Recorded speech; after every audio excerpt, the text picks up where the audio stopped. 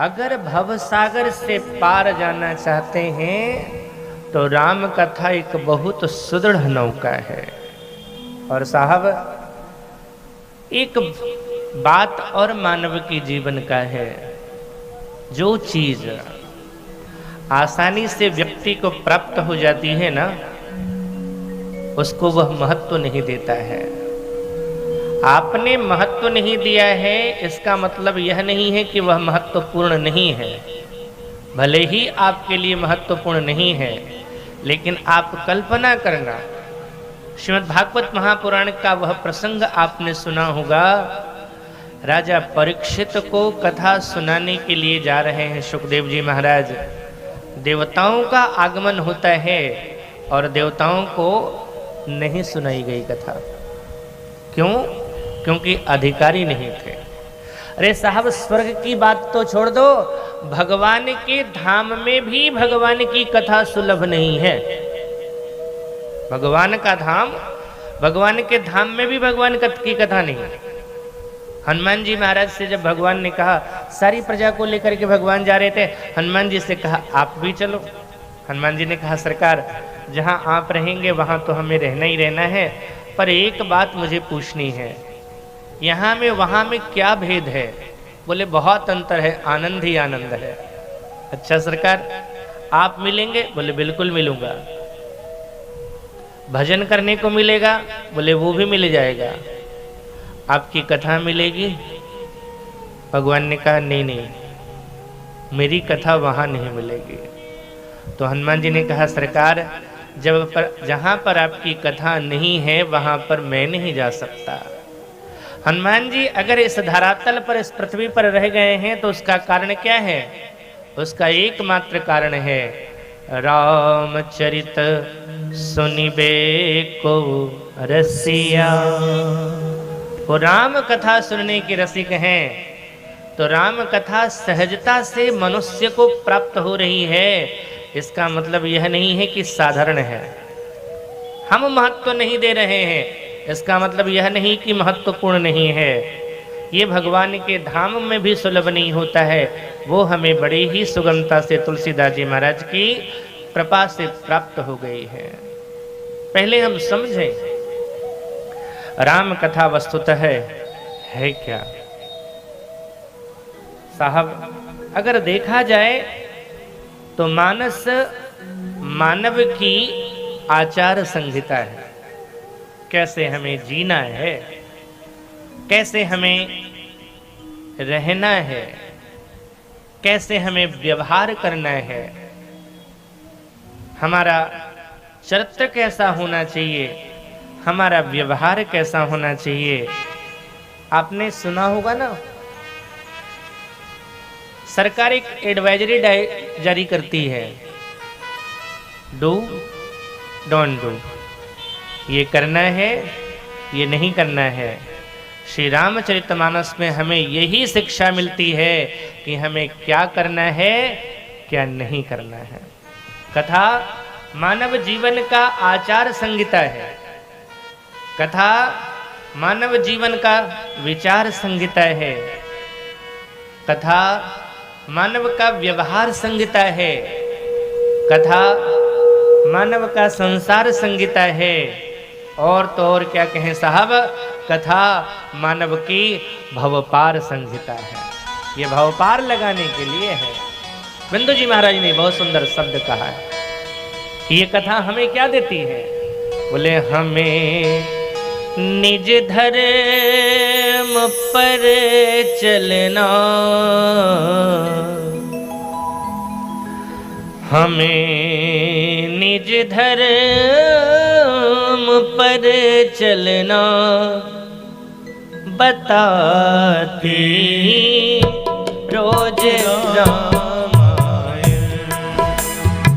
हमें निज धर्म पर चलना बताती रोज रामायण। हमें निज धर्म पर चलना सिखाती रोज